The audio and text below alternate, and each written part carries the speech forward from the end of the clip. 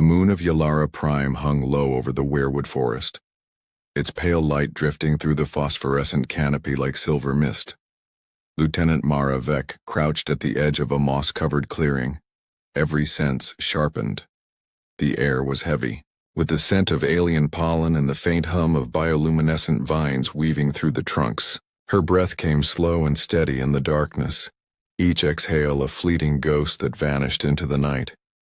In her hand she cradled the sleek dart pistol, its barrel barely wider than her fingers, yet capable of rendering even a heavily armored sentinel unconscious in seconds. Every component was optimized for stealth. The subsonic dart mechanism, the sound-dampening grip, the thermal signature suppressor built into the frame. It was the culmination of a lifetime study at the Sovereign Academy, and soon it would be her enemy's undoing. Across the clearing, the living fortress took shape. Towering trunks had been bioengineered and grafted together, forming ramparts and battlements that grew organically, shifting and healing like a creature of wood and sap. Energy shields flickered at key entry points, soft curves of violet light that repelled conventional munitions. Mara's HUD mapped the weak points, heat vents nestled in the undergrowth, silent exhausts for the subterranean power cores. To breach the heart of the fortress, she would have to ascend into the branches themselves, bypassing the outer armor. She glanced at the datapad strapped to her forearm. The mission parameters scrolled in scarlet text. Objective Alpha. Neutralize Warlord Kai Dreas. Objective Beta. Rescue any imprisoned colonists.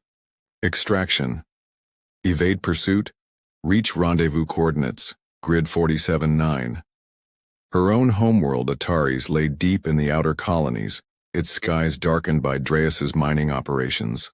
Colonists toiled in the slag pits, their lungs coated with crystalline dust that gave way to coughing and blood.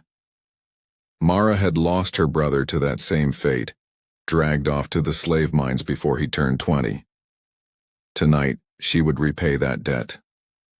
With one dart, one shot, she would sever the head of the serpent. A soft chirp broke the silence. Her comm unit flickered. Lieutenant Vec, report. It was Captain Seren on the Sorin strike cruiser in low orbit. Approach vector confirmed. Ground team offline, time window, 12 minutes until orbital sweep. Mara's fingers hovered over the comm panel.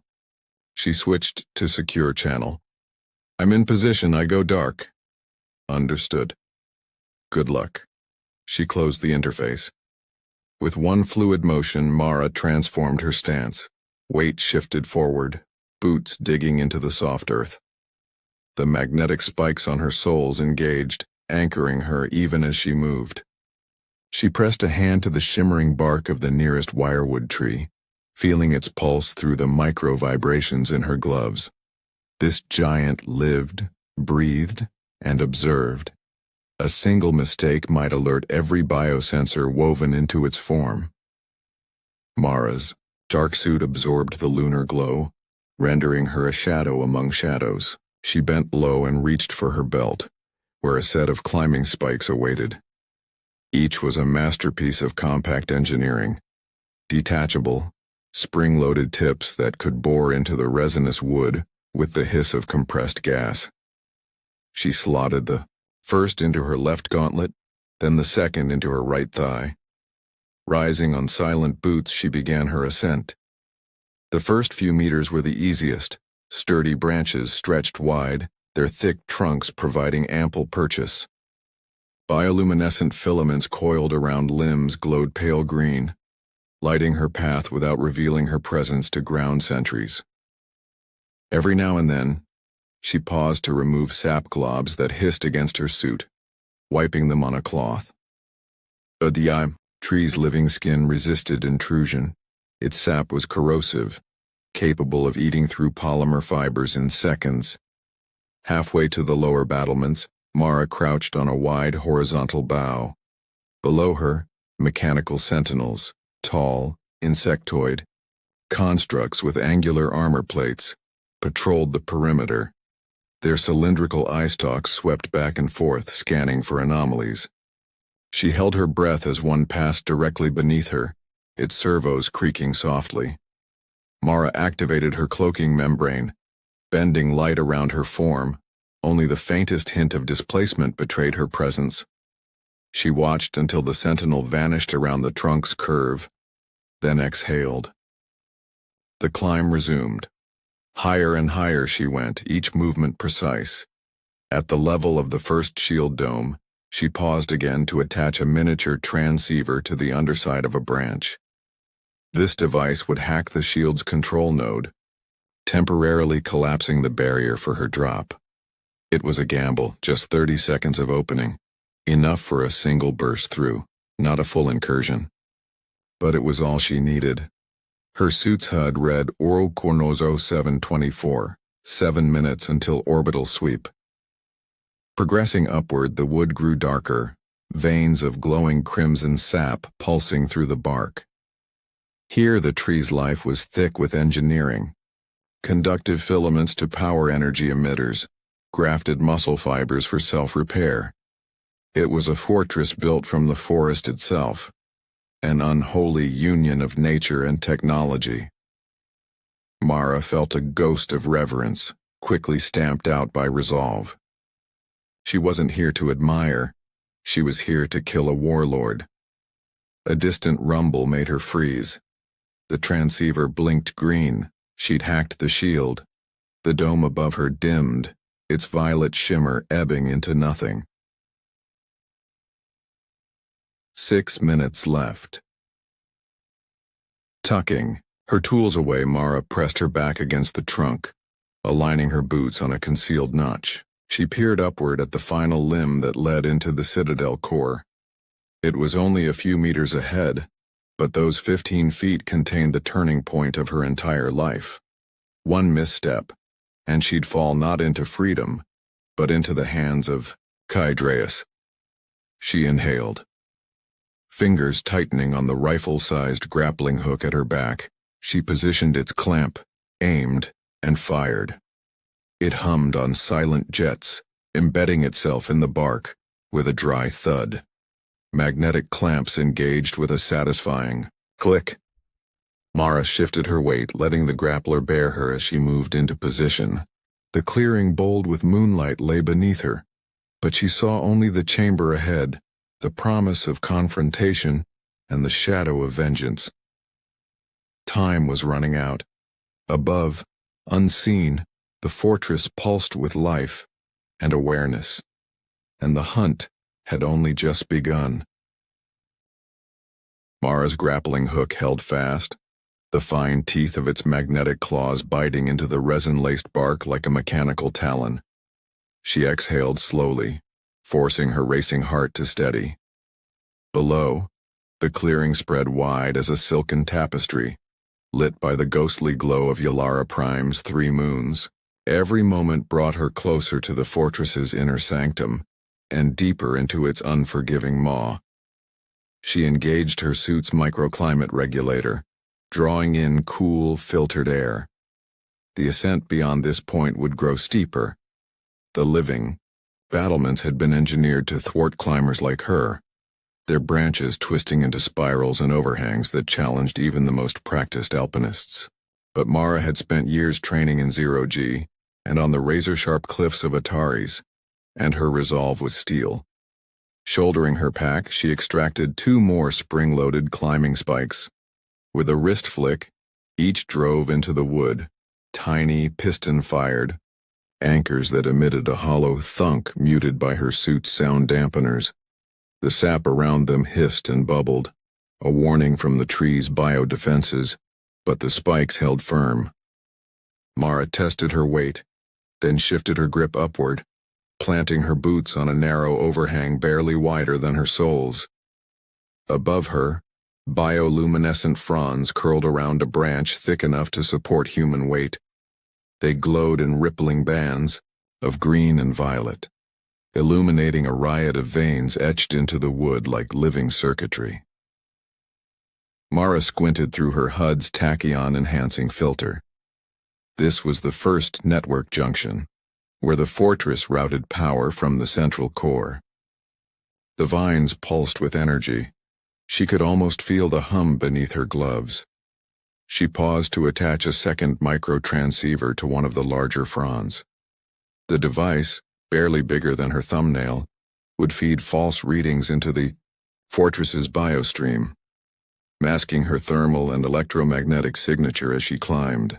The implant hissed as its nanofilaments embedded in the vine's surface. Then, in her ear, a whisper. Signal locked. Residual signature. Negligible. Captain Seren's calm voice crackled from her comm. Time check. T-minus 5:30. B. Advised orbital sweep in 5 minutes. Copy? Mara replied, voice soft. She tucked the transceiver wire into a seam in her suit and resumed her climb. Each handhold was chosen carefully, every spike sighted for maximum purchase. The tree's bark here was tougher, thicker, bioengineered armor plating grown like nails on a thumb. She slid a fingertip along a tiny fissure and felt the warmth of power coursing just beneath the surface. A sudden snap echoed overhead. Mara jerked her head up to see a cluster of metal drones camouflaged to look like giant spores, drifting down along a vine. They unfolded landing struts with silent precision, IR scanners glowing hungry red. Her HUD flagged them instantly. Unidentified. Hostiles. Range 20 meters closing. Mara exhaled sharply and went to work. From her belt she drew 2 cobalt ion darts, loading them into her pistol in one smooth motion. Then she engaged her suit's kinetic recoil dampener, prepared to fire. The first drone hovered directly above her, its sensors sweeping the bark. She squeezed the trigger. No recoil, no flash, just the soft hiss of the dart as it sped upward, striking the drone's central core. It convulsed, then plummeted into the undergrowth with a shower of sparks. The second drone dropped lower, nearly upon her. She pivoted on the overhang and fired again. The shot clipped its stabilizer vane, sending it spinning. She watched it crash into the adjacent trunk, then slide to the forest floor in silent defeat. Mara's chest tightened with relief and a surge of adrenaline. Even here, nearly 60 meters above ground, the slightest mistake could send her tumbling into the hunting horns below. She glanced at her HUD. Bypassed automated defense, proceed. Only 4 minutes remained. She set her jaw and began the final push. Above, the branches formed a siege of barbs and thorns, each tipped with resin that burned through even the strongest polymers. Mara switched to a specialized climbing glove, its fingers tipped with diamond microscales, and slashed a narrow path through the worst of the thicket. As she emerged onto the highest limb, the air grew thin and charged.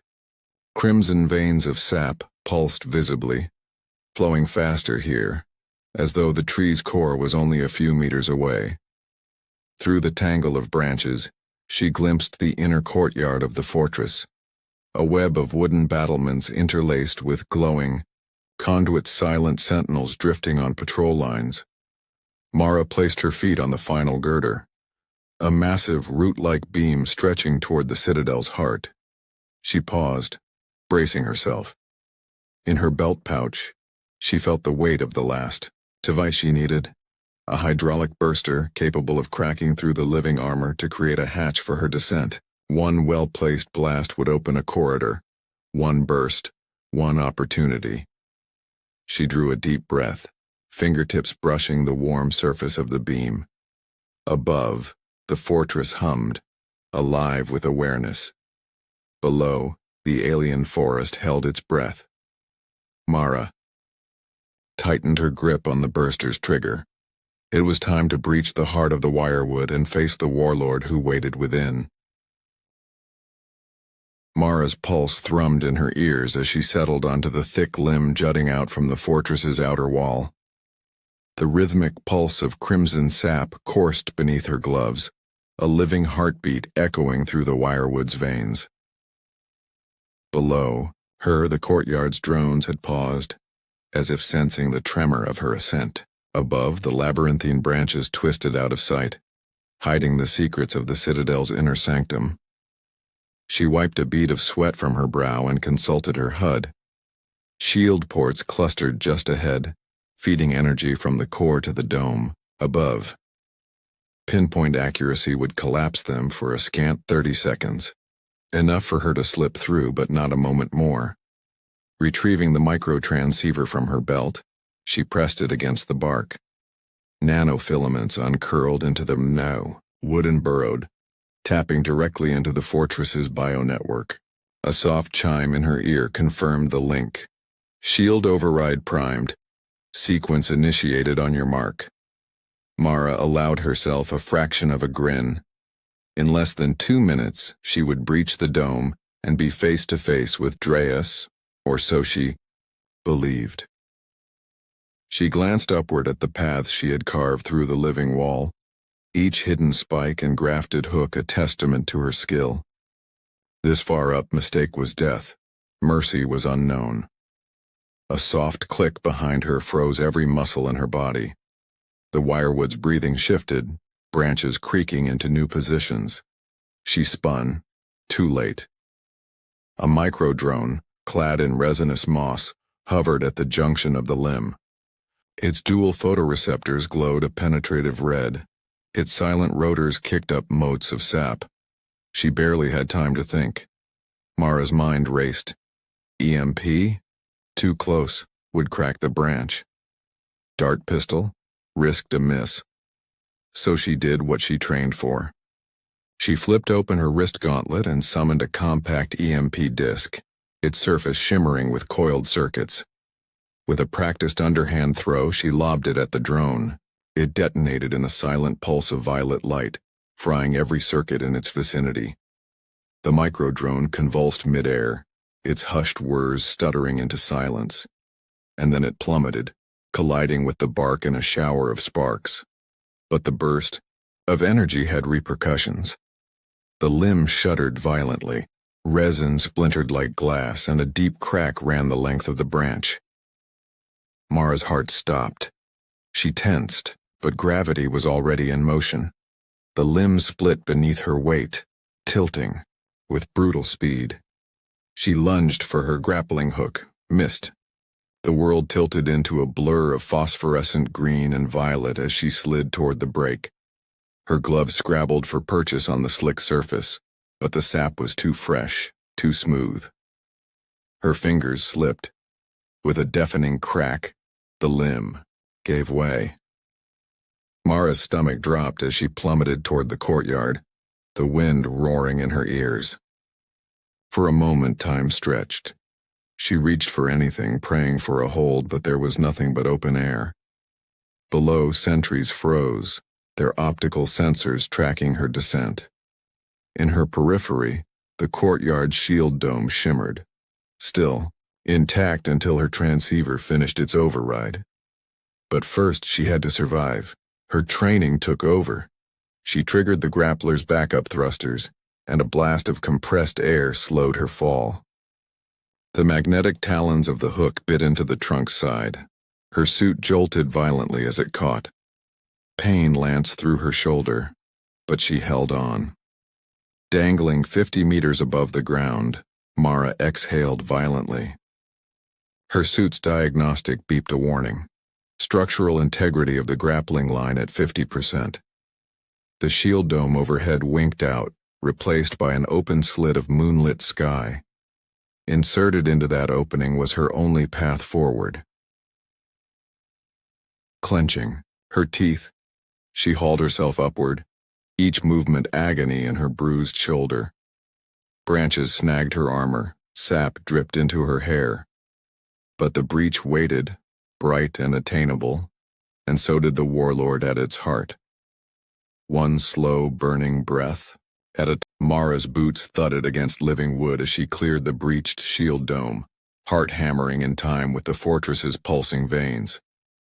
The courtyard beyond was a cathedral of bioengineered timber and glowing conduits. Arched root beams formed walkways, and sentinels floated in silent patrol loops. She dropped into the hollow space, grappler retracting with a hiss, then collapsed into a crouch behind a fungal growth the size of her torso. The override transceiver chirped its final confirmation. Shield offline. Return signal disrupted for 29 seconds. Mara keyed her comm. Now. Her voice was swallowed by the dome's absence, but Captain Seren heard. From the mist-shrouded copse at the courtyard's far edge, a single energy lance sputtered to life, a brilliant arc slicing through phosphorescent fog. It struck a guard turret poised above her head, sending it spiraling into a tangle of vine and debris. Mara sprang from cover, rolling between twin rows of living columns. Each step was measured. Hidden trip lines might trigger bionettle spores, or acid sap traps. She swept the dart pistol at hip height, firing the first round at an insectoid sentry that pivoted in her path. The dart struck its optic sensor. It convulsed and collapsed in a cloud of coolant mist. She darted toward the central dais, their energy core, nestled in an open pit of writhing roots. From there, Kydreus channeled power through the fortress's veins. If she disabled it, the living walls would go limp, and her extraction shuttle could land without orbital interference. A chorus of mechanized roar answered her incursion. 3 heavy hunters lumbered into view, tall, quadrupedal constructs whose polished carapaces reflected the glowing sap in harsh streaks of red and green. Their mandibles clicked in anticipation. Mara's jaw set. She sprinted for the nearest root arch, backward firing a cobalt dart that pierced a joint. Sparks flew as the hunter staggered, but the other 2 converged. She threw a micro-EMP grenade at their feet. The violet pulse erupted, stalling their servo motors. Mara didn't pause.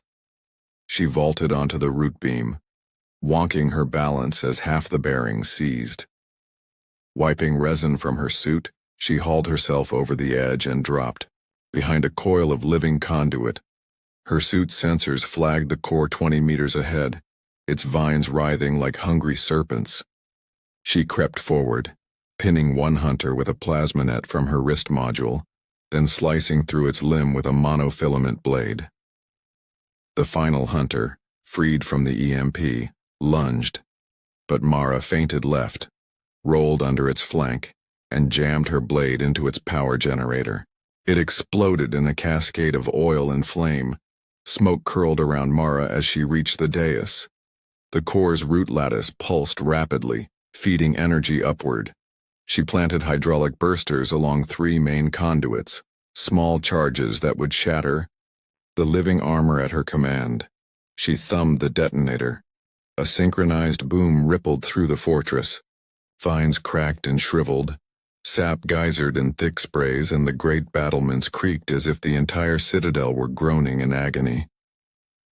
Mara fell to one knee, coughing in the resin-tangling air. Alarms blared through her comm as the override window slipped away. Shield restoring in 10-9. Above the treetops, Captain Seren's shuttle pierced the clearing, plasma thrusters igniting riotous light. Mara activated her suit's beacon, green pulses streaking into the sky. As the shield reformed in a flicker of violet, Mara turned to face the inner sanctum's shadowed corridor. The data shard in her pocket weighed heavy against her thigh, promising her brother's fate. Her jaw clenched. The final confrontation awaited, and there was no the fissure in the living wall smoldered, its charred edges exhaling steam as Mara slid through the jagged opening into the cavernous heart of the fortress. Bioluminescent mycelia crawled along the damp stone floor, their sickly glow revealing a vast chamber carved from both wood and mineral. Great wooden ribs arched overhead like the spine of some ancient beast, and at the far end stood Kydreus, silhouetted against a throne of tangled roots and glowing veins. He remained motionless, arms folded across his chest as though waiting for an old friend to arrive, one he expected, even welcomed. His hair, silvered by age and stress, caught the ambient light. His face, once handsome in propaganda holovids, now wore the lines of a man hardened by empire. At his feet lay dozens of unconscious colonists, their chests rising and falling in unison, secured by bioplastic manacles that hummed with faint power. Mara's pistol was already at the ready, but she hesitated. The chamber's silence was thick, oppressive, broken only by her own ragged breathing. "Dreas," she called, voice echoing off the living walls. "Release them. Your reign ends tonight." He inclined his head, a gesture of both respect and mockery. "Lieutenant Vec," he replied, his voice calm and deep. "Brave and foolish. You breached my defenses, shattered my network, but you still misunderstand the true nature of power." She edged forward, careful of the thrumming vines at her feet. Each step sent ripples across the floor's biofilm, alerting dozens of hidden sensors. "Power is no excuse for cruelty," she said. "Your people suffer. My brother suffers." At her words, Dreas's expression flickered, something like regret or perhaps fatigue. He raised a slender hand, and the bioplastic manacles snapped shut, locking the prisoners in place. With his other hand, he tapped a sequence on the root throne's glowing crevices. A low rumble filled the chamber, and the mycelia around the colonists stirred, releasing a soft violet gas. Their forms went rigid. Alarm flooded Mara's mind. "No!" she screamed, taking a step forward. But before she could fire, Dreas held up a palm.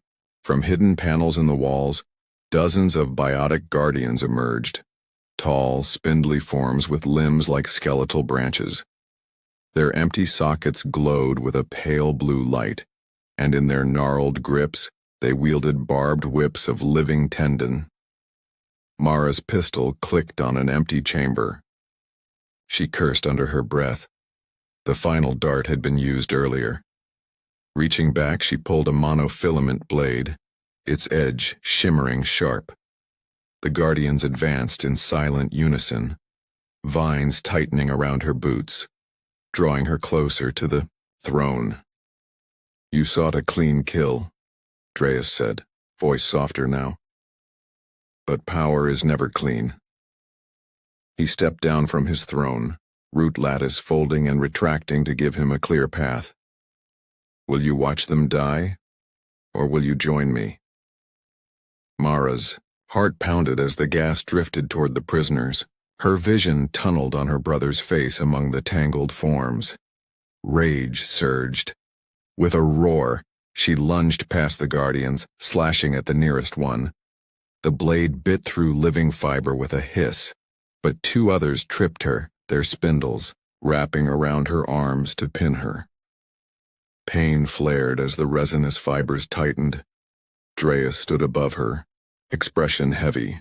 "You climb so high, Lieutenant," he murmured, "only to fall." He pressed a hand to the biolattice growing across Mara's chest. She gasped as the living wood pressed its sap into her suit, disabling her systems one by one. Summoning her last reserves of strength, Mara drove her blade upward, severing the root lattice at his wrist. The sudden pain made him stagger, breaking his concentration. The manacles around the colonists clattered open and they collapsed to the floor, coughing in the violet haze. Dreas staggered back, cradling his wounded wrist. His eyes, once so resolute, now shone with something Mara recognized all too well: fear. She fell to one knee, bloody and trembling but alive. And in that instant, she realized the chasm between hunter and hunted had reversed. The battle for the soul of the fortress had only. Dreas's throne chamber trembled as its living walls convulsed in the wake of Mara's final strike. The bioplastic sinews binding his wrist slithered free, and for a moment he stood exposed, blood seeping through the root lattice wound.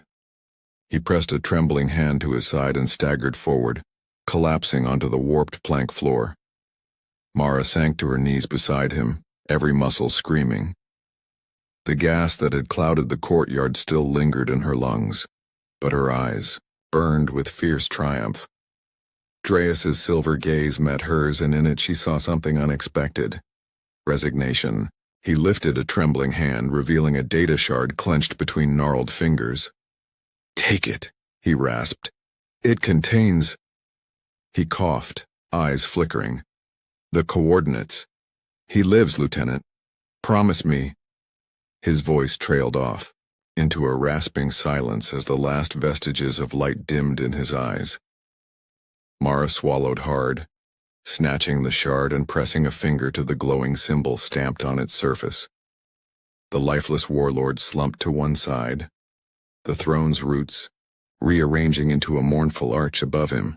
In the sudden quiet, she could almost hear the distant hum of the forest outside, as if Yalara Prime itself mourned the end of its master builder.